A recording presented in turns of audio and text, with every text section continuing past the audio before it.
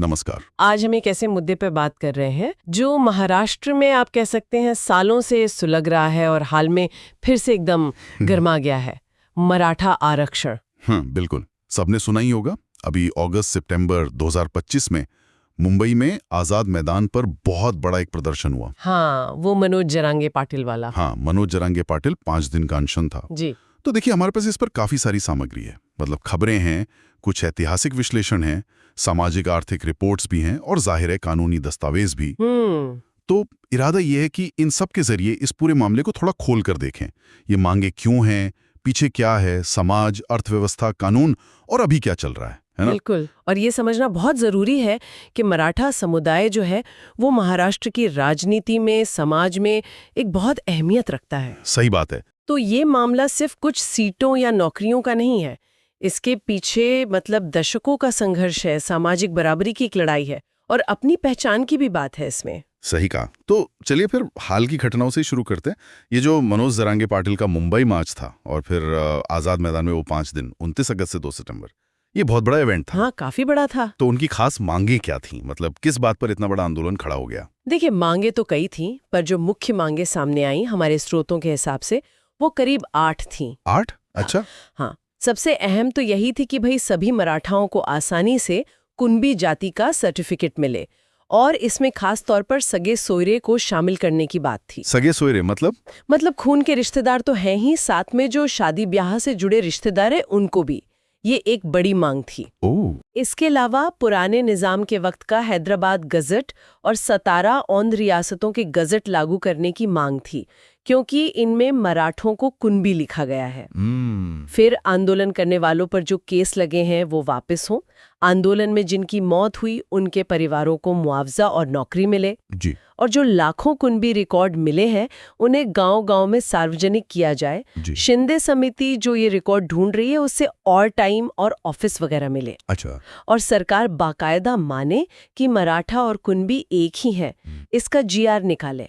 और ये जो सगे सोयरे वाले सर्टिफिकेट है उनकी जांच और उन्हें मान्यता देने का प्रोसेस जल्दी शुरू हो। बाप रे, ये तो काफी लंबी लिस्ट है। हाँ। और जैसा हम सुन रहे थे, ये कोई छोटा मोटा जमावड़ा नहीं था।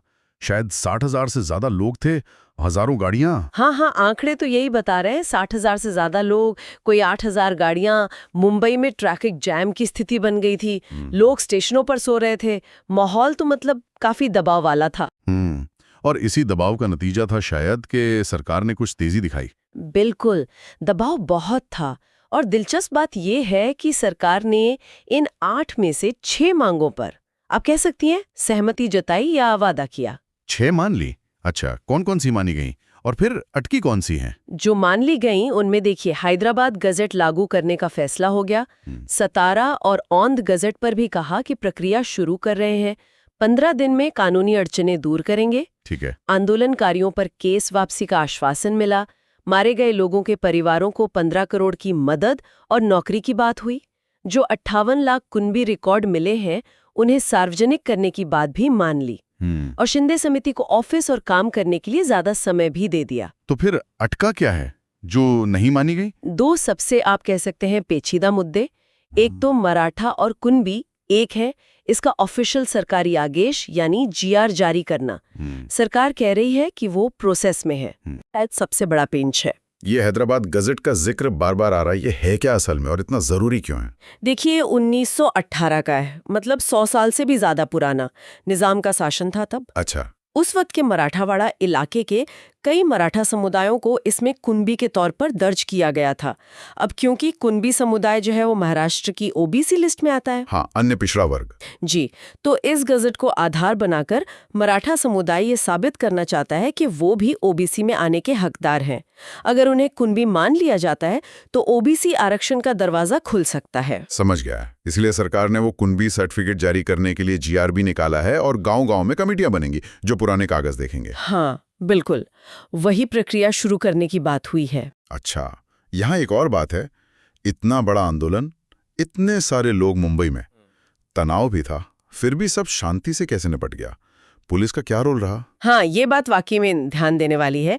जो खबरें हैं वो बताती हैं कि मुंबई पुलिस ने तैयारी बहुत पहले से कर रखी थी। अच्छा। हाँ, उन्होंने जरांगे पाटिल की टीम के साथ कई राउंड मीटिंग्स की थी। अरे। पूरी स्ट्रैटेजी बनाई। आजाद मैदान पर 1500 से ज्यादा पुलिसकर्मी तो थे ही, साथ में सीआरपीएफ, सीआईएसएफ, आरएएफ, एसआरपीएफ, दंगा नियंत्रण पुलिस, महाराष्ट्र सुरक्षा बल, मतलब कई तरह की फोर्स तैनात थी। पूरी घेराबंदी थी मतलब। बिल्कुल, और ऊपर से सीसीटीवी और ड्रोन से लगातार निगरानी चल रही थी। लेकिन सबसे अहम बात जो सामने आई वो ये कि पुलिस ने बहुत संयम दिखाया, भीड़ को भड़कने का कोई मौका नहीं दिया, बातचीत और तैयारी से ही चीजों कंट्रोल में रखें। ये तो अच्छी बात है। दिखाता है कि प्रशासन अगर चाहे तो संभाल सकता है। लेकिन जैसा आपने शुरू में कहा था, ये लड़ाई कोई आज की तो है नहीं। नहीं, बिल्कुल नहीं। इसकी जड़ें तो बहुत पुरानी हैं। जरा इस इतिहास पर भी रोशनी डालिए, कब से चल रहा है ये सब? देखिए, अगर पीछे जाएं तो ये संघर्ष कम से कम 1980 के दशक से तो चल ही रहा है। तब अन्ना साहेब पाटिल ने आवाज उठाई थी। 80 के दशक से? हाँ। फिर एक लंबा गैप सा रहा। फिर 2014 में नारायण राणे की अध्यक्षता में एक समिति बनी। उसने 16% आरक्षण की सिफारिश कर दी। हाँ, मुझे याद है। लेकिन बॉम्बे हाईकोर्ट ने उस पर रोक लगा दी थी। हाँ। फिर 2017-18 में एक और आयोग बना, गायकवाड़ आयोग। इसने कहा कि हाँ, मराठा समुदाय सामाजिक और शैक्षणिक रूप से पिछड़ा है, मतलब SEBC, socially and educationally backward class. SEBC. अच्छा। इसी रिपोर्ट के आधार पर महाराष्ट्र सरकार ने 2018 में कानून बनाया और 16% आरक्षण दे दिया। फिर से 16%? हाँ। फिर 2019 में बॉम्बे हाईकोर्ट ने इस कानून को, आप कह सकती हैं, वैध तो माना, पर कोटा घटा दिया। शिक्षा में 12% और नौकरियों में 13% कर दिया। अच्छा, कम कर दिया। लगा कि शायद अब मामला सुलझ गया, लेकिन फिर बात पहुंची सुप्रीम कोर्ट और 5 मई 2021 को सुप्रीम कोर्ट ने एक बड़ा फैसला दिया। हाँ, वो तो काफी चर्चा में रहा था। जी, उन्होंने इस आरक्षण को ही असंवैधानिक बता दिया और मुख्य वजह बताई कि ये 50% आरक्षण की जो सीमा है उसका उल्लंघन करता है। अच्छा, तो ये 50% वाली सीमा ही असली पेच है। सुप्रीम कोर्ट ने पहले इसी वजह से रद्द किया था। हाँ, बिल्कुल, इंदिरा साहनी केस वाली जो सीमा है। और इसी फैसले के बाद मामला फिर से गर्मा गया। सितंबर 2023 में फिर मनोज जरांगे पाटिल का नाम उभरा। उन्होंने जालना में अनशन शुरू किया और उनकी मांग अलग थी। वो कह रहे थे कि मराठों को अलग से आरक्षण मत दो, बल्कि उन्हें ओबीसी कोटे में शामिल करने के लिए कुणबी सर्टिफिकेट दो। अच्छा, ये फर्क है। हाँ। फिर इसी साल फरवरी 2024 में महाराष्ट्र सरकार एक नया रास्ता लेकर आई। उन्होंने मराठों के लिए एसईबीसी कैटेगरी के तहत ही एक अलग से 10% आरक्षण का कानून पास कर दिया। मतलब एक अलग कोटा फिर से? हाँ, 10% का अलग कोटा, और साथ ही ये सगे सौयरे के आधार पर कुणबी सर्टिफिकेट देने की प्रक्रिया भी शुरू कर दी। तो अब एक तरह से 2 ट्रैक चल रहे हैं, एक अलग 10% कोटा और दूसरा ओबीसी में शामिल होने का रास्ता। तो अब ये जो नया 10% वाला कानून है और ये कुणबी सर्टिफिकेट वाला रास्ता, क्या ये कानूनी तौर पर टिक पाएंगे, खासकर जब सुप्रीम कोर्ट पहले ही 50% सीमा की बात कह चुका है? यही $1 मिलियन सवाल है इस वक्त। देखिए, संविधान राज्यों को अधिकार तो देता है कि वो पिछड़े वर्गों के लिए खास इंतजाम करें। अनुच्छेद 15(4), 16(4) है। राज्य अपनी पिछड़ा वर्ग सूची भी बना सकते हैं अनुच्छेद 342A(3) के तहत। लेकिन वो 1992 का इंदिरा साहनी केस, उसमें सुप्रीम कोर्ट ने साफ कहा था कि आरक्षण 50% से ज्यादा नहीं होना चाहिए, सिवाय कुछ असाधारण परिस्थितियों के। तो इस बार महाराष्ट्र सरकार का क्या तर्क है? वो असाधारण परिस्थितियां क्या हैं? सरकार इस बार जस्टिस शुक्रे आयोग की रिपोर्ट का सहारा ले रही है। इसी रिपोर्ट के आधार पर ये नया 10% कानून बना है। शुक्रे आयोग? जी, शुक्रे आयोग ने कहा कि महाराष्ट्र में मराठा समुदाय की हालत इतनी खराब है, मतलब असामान्य और असाधारण है, कि 50% की सीमा को लांघना जायज है। अच्छा, क्या आंकड़े दिए उन्होंने? आयोग ने कुछ आंकड़े दिए हैं, जैसे कि राज्य की 28% मराठा आबादी में से 84% पिछड़े हैं, बहुत ज्यादा गरीबी है, खेती से आमदनी लगातार गिर रही है, जमीनें बट रही हैं। किसान आत्महत्याओं में रिपोर्ट के मुताबिक 94% मराठा हैं और सरकारी नौकरियों में उनका प्रतिनिधित्व बहुत कम है। तो इन सब दलीलों के आधार पर सरकार ने ये 10% आरक्षण दिया है। लेकिन इससे तो महाराष्ट्र में अब कुल आरक्षण पहले से 52% तो था ही, SC, ST, OBC वगैरह का। अब ये 10% और जुड़ गया, मतलब 62% हो गया। हाँ, 62%। ये तो 50% से काफी ज्यादा है। बिल्कुल। और इसीलिए इस नए कानून पर भी कानूनी चुनौती की तलवार लटक रही है। सबसे बड़ा सवाल यही है कि क्या ये कानून सुप्रीम कोर्ट में टिकेगा? क्या ये जो शुक्रिया आयोग ने असाधारण परिस्थितियां बताई हैं वो इतनी मजबूत हैं कि सुप्रीम कोर्ट अपनी 50% वाली सीमा को, मतलब उसमें ढील देने को तैयार हो जाएगा? ये कहना मुश्किल है अभी। और दूसरी तरफ वो कुनबी सर्टिफिकेट वाला रास्ता, उसमें क्या चुनौतियां? उसमें भी पेंच है, खासकर वो सगे सोयरे वाला नियम। हाँ, वो जो शादी ब्याह वाले रिश्तेदार। जी, इसका मतलब है कि अगर किसी एक व्यक्ति के पास पुराना कुनबी होने का सबूत मिल गया तो न सिर्फ उसके खून के रिश्तेदार बल्कि शादी से बने रिश्तेदार जैसे पत्नी के मायके वाले वो भी कुनबी सर्टिफिकेट मांग सकते हैं। अच्छा। इस पर जो मौजूदा ओबीसी समुदाय है उन्हें बहुत आपत्ति है। क्यों? उन्हें डर है कि अगर इस रास्ते से लाखों मराठा ओबीसी कोटे में आ गए तो उनके लिए जो आरक्षण का हिस्सा है वो बहुत कम हो जाएगा, भीड़ बढ़ जाएगी। समझ गया। और क्या मराठा समुदाय में सब लोग एक ही बात कह रहे हैं? नहीं है, कुछ लोग चाहते हैं कि उन्हें अलग से SC/BC कोटा ही मिले, जबकि जरांगे पाटिल जैसे नेता उन्हें ओबीसी में शामिल कराने पर जोर दे रहे हैं। फिर एक और कानूनी सवाल उठता है उपवर्गीकरण का। जैसे सुप्रीम कोर्ट ने हाल में SC/ST के लिए कहा कि राज्य चाहें तो उनके अंदर भी कैटेगरी बना सकते हैं, जैसे महादलित। हाँ। पर क्या यही चीज SC/BC या OBC पर लागू होगी? इस पर अभी कोई क्लैरिटी नहीं है।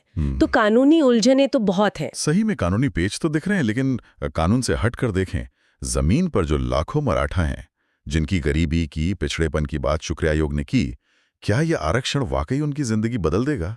और क्या ये पूरा मराठा समुदाय एक जैसा है? ये बहुत बहुत जरूरी सवाल उठाया आपने। हमारे पास एक स्रोत है दिशा संधान जो कहता है कि मराठा समुदाय कोई मतलब एक जैसा समूह नहीं है, होमोजीनियस नहीं है। अच्छा। हाँ, इसमें अंदर बहुत फर्क है। मोटे तौर पे देखें तो कम से कम 5 अलग-अलग तबके नजर आते हैं। 5 तबके? कौन-कौन से? पहला तो है एक बहुत छोटा सा तबका जो पुराने राजे रजवाड़े या बड़े जमींदार रहे हैं, मतलब टॉप एलीट क्लास। ठीक। दूसरा है आज के दौर के जो अमीर किसान हैं, जिन्हें बागायती कहते हैं, जो कैश क्रॉप उगाते हैं, चीनी मिलों पर, सहकारी बैंकों पर जिनका कब्जा है। ये रूरल कैपिटलिस्ट्स हैं। कहते हैं कि महाराष्ट्र की 80-90% खेती की जमीन मराठों के पास है, लेकिन उसका बड़ा हिस्सा इन्हीं अमीर किसानों के कंट्रोल में है। अच्छा। तीसरा तबका है मंझोले किसानों का, जिनके पास 2.5 एकड़ से 10 एकड़ तक जमीन है। ये सबसे बड़ा वर्ग है और सबसे ज्यादा मुश्किलों में यही है, कर्ज, मौसम की मार, फसल का दाम न मिलना। किसान आत्महत्याओं वाली बात। हाँ, किसान आत्महत्याओं का बड़ा हिस्सा इसी वर्ग से आता है, ऐसा कहा जाता है। चौथा वर्ग है गरीब मराठों का, जिनके पास इतनी कम जमीन है कि सिर्फ खेती से गुजारा नहीं होता, उन्हें खेतीहर मजदूरी भी करनी पड़ती है। हम आफवा सबसे नीचे का तबका है भूमिहीन खेतीहर मजदूरों का, जिनके पास अपनी जमीन है ही नहीं। अनुमान है कि ये कुल मराठा आबादी का करीब 35-40% है और बहुत ज्यादा गरीबी में जीते हैं। तो जब हम मराठा आरक्षण की बात कर रहे हैं तो असल में इन 5 अलग अलग तबकों की बात हो रही है, जिनकी जरूरतें, जिनकी हालतें बहुत अलग हैं। बिल्कुल। और यहीं से फिर आरक्षण कितना कारगर होगा, इस पर सवाल उठते हैं और कुछ आलोचनाएं भी हैं। क्या आलोचनाएं हैं? जैसे वही स्रोत दिशा संधान कहता है कि ये जो 10% आरक्षण मिला है, मान लीजिए इससे कॉलेजों में कोई 900 सीटें मिलेंगी, सरकारी नौकरियों में शायद 7,500, लेकिन मराठा समुदाय में करोड़ों बेरोजगार नौजवान हैं। तो उनके लिए तो ये मतलब ऊंट के मुंह में जीरा जैसा है। सही बात है। और फिर बड़ा सवाल ये है कि इन गिनी चुनी सीटों या नौकरियों का फायदा असल में मिलेगा किसे? क्या ये उन गरीब, भूमिहीन या कर्ज में डूबे मंझोले किसानों तक पहुंचेगा? या फिर इसका असली लाभ भी वही ऊपरी तबके के लोग उठा ले जाएंगे, जिनके पास पहले से अच्छी शिक्षा है, पैसा है, शहर में रहने की सहूलियत है, कोचिंग की सुविधा है। ये तो हर आरक्षण के साथ सवाल उठता है। हाँ, खासकर महिलाओं की स्थिति तो और भी खराब है। उनमें शिक्षा का स्तर वैसे ही कम है, उन तक ये फायदा कैसे पहुंचेगा? तो क्या ये आरक्षण उन असली वजहों का इलाज है जिनकी वजह से ये पिछड़ापन है?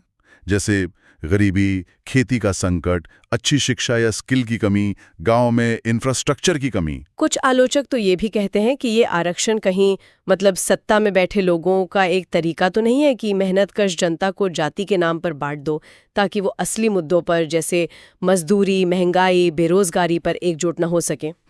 आंदोलन के दौरान एक और मुद्दे पर भी बहस हुई थी। वो दलित उत्पीड़न रोकने वाला जो कानून है, SC/ST एक्ट, उसको बदलने या हटाने की मांग भी उठी थी। हाँ, ये मांग भी उठी थी। इस पर भी वो स्रोत सवाल उठाता है। क्या कहता है? वो कहते हैं कि भाई इस कानून के तहत सजा मिलने की दर तो पहले ही बहुत कम है, शायद 7% के आसपास। तो इसके दुरुपयोग का जो शोर मचाया जाता है वो कितना सही है। अच्छा। जबकि महाराष्ट्र में दलितों पर हिंसा की घटनाएं, खासकर मराठा समुदाय के दबंग लोगों द्वारा, वो तो आम है। ऐसे में अगर ये कानून ही हटा दिया तो गरीब दलितों के पास जो थोड़ी बहुत कानूनी सुरक्षा है वो भी चली जाएगी। ये गंभीर चिंता है। और महिलाओं के मुद्दे पर भी कुछ आलोचना थी? हाँ, एक आलोचना ये भी है कि आंदोलन की शुरुआत तो हुई थी कोपर्डी जैसी एक भयानक घटना से, जिसमें एक मराठा लड़की के साथ बलात्कार और हत्या हुई थी। हाँ, याद है। लेकिन धीरे धीरे आंदोलन में महिलाओं के खिलाफ अपराध, उनकी सुरक्षा, ये मुद्दे कहीं पीछे छूट गए, जबकि महाराष्ट्र में महिलाओं के खिलाफ अपराध के आंकड़े काफी ज्यादा हैं। इससे कई बार अस्मिता की राजनीति मतलब आइडेंटिटी पॉलिटिक्स की एक सीमा के तौर पर देखा जाता है कि वो सिर्फ जाति या समुदाय की पहचान पर फोकस करती है और वर्ग संघर्ष या लैंगिक न्याय जैसे दूसरे जरूरी मुद्दों को नजरअंदाज कर देती है। तो कुल मिलाकर देखें तो ये वाकई एक बेहद उलझा हुआ, कई परतों वाला मसला है। हमने हाल का आंदोलन देखा, सरकार के कदम, फिर सालों का इतिहास, कानूनी दांवपेच, जमीन की हकीकत और ये आलोचनाएं भी। तो अब हम कहाँ खड़े हैं? मतलब निचोड़ क्या है? निचोड़ यही है कि सरकार ने दबाव में आकर फौरी राहत देने वाली ज्यादातर मांगे तो मान ली है, लेकिन आरक्षण का जो मूल तंत्र है, उससे जुड़े जो बड़े और पेचीदा सवाल हैं, वो अभी भी हवा में ही है। कुनबी सर्टिफिकेट देने की प्रक्रिया शुरू तो हुई है, पर वो सगे सोयरे वाला पेज फंसा हुआ है। 10% आरक्षण का कानून बन गया है, पर सुप्रीम कोर्ट में टिकेगा या नहीं, ये बहुत बड़ा सवाल है। और खुद मराठा समुदाय के अंदर भी अलग अलग राय हैं कि रास्ता कौन सा बेहतर है, अलग कोटा चाहिए या OBC में जाना है। बिल्कुल, ये साफ है कि ये लड़ाई सिर्फ कुछ प्रतिशत सीटों की नहीं है, ये कहीं ज्यादा गहरी है। बराबरी की, न्याय की, एक बेहतर जिंदगी की तलाश है। बहुत मुश्किल तलाश है। हाँ, और इसमें आयोगों की रिपोर्टें हैं, अदालतों के फैसले हैं, सड़कों पर आंदोलन है। ये सब उसी तलाश के अलग अलग हिस्से हैं, अलग अलग पड़ाव हैं।